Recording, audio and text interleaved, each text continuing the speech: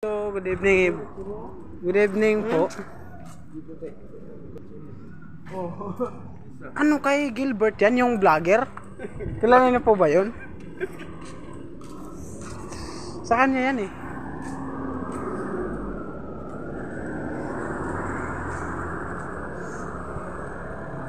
Ito yung sasakyan na binili ko dati. Binenta ko kasi may gumaya sa akin.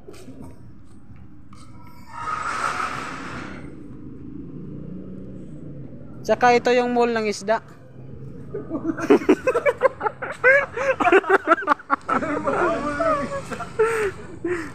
Di ba sa taas? Maraming mga isda dyan. Bubo.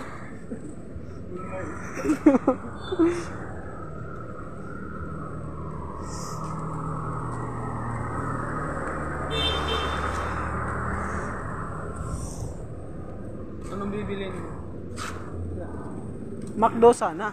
Kaso, alam niyo na. Dito, may coffee.